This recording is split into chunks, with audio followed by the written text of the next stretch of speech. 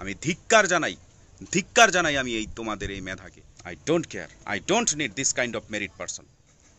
মানুষের জীবনের কি কোনো মূল্য আছে? ডাল এবং ভাত খাইয়ে তার বিনিময়ে জীবন দিতে হলো তোফাজ্জলকে। একজন মানসিক ভারসাম্যহীন ব্যক্তি, কি অন্যায় ছিল তার?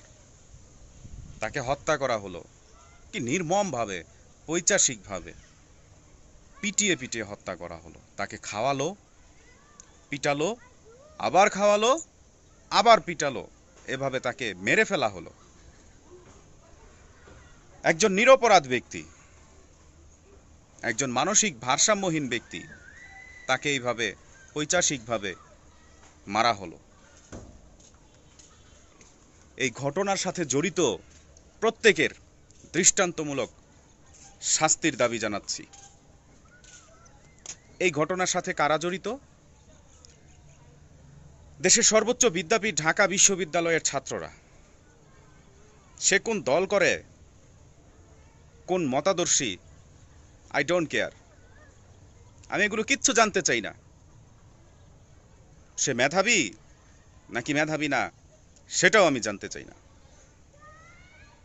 তারা তোফাজ্জলকে হত্যা করেছে, আমি তাদের বিচার চাই। এই ঘটনার সাথে প্রত্যক্ষ এবং পরোক্ষভাবে জড়িত প্রতিটা ব্যক্তির দৃষ্টান্তমূলক শাস্তি চাই। তোমরা তোমাদেরকে মেধাবী বলে পরিচয় দাও, আমি ধিক্কার জানাই আমি এই তোমাদের এই মেধাকে। তোমার যেই মেধা মনুষ্যত্বকে কেড়ে নেয়, তোমার বিবেককে বিসর্জন দিতে শিখায়। I don't care, I don't need this kind of merit person. তোমাকে কি এই মেধা তোমাকে শিখিয়েছে যে চোর সন্দেহ হয়েছে তাকে তুমি পিটিয়ে মেরে ফেলতে পারবে? সে যদি কোনো অপরাধী হতো, তারপরও তুমি তাকে বিচার বহির্ভূতভাবে হত্যা করতে পারো না। কিসের শিক্ষা তুমি, কিসের মেধাবী? তোমাদের কারণে পরবর্তী জেনারেশন আর ঢাকা বিশ্ববিদ্যালয়ে পড়ার স্বপ্ন দেখবে না। দরকারও তো নাই, আগে মানুষ হইতে হবে। কিসের ঢাকা বিশ্ববিদ্যালয়, জাহাঙ্গীরনগর বিশ্ববিদ্যালয়, প্রয়োজন নাই তো তাদের।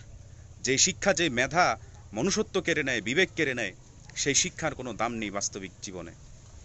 একজন তোফাজ্জল হোসেন মানসিক ভারসাম্যহীন ব্যক্তি, তার জীবন তোমরা কেড়ে নিয়েছো তাকে পিটিয়ে পিটিয়ে। আমার তো এই রকম মেধাবী ছেলেদের দরকার নাই। তোফাজ্জল হত্যার সাথে জড়িত প্রত্যেকটা ব্যক্তির দৃষ্টান্তমূলক শাস্তির দাবি জানাচ্ছি, যাতে পরবর্তীতে কখনো আর এই ধরনের কোনো ঘটনা কেউ না ঘটাতে পারে। এবং তোফাজ্জল ভাইয়ের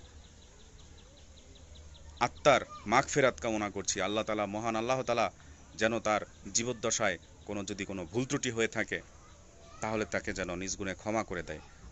জান্নাতের সর্বোচ্চ আসন জান্নাতুল ফেরদৌস তাকে যেন দান করে।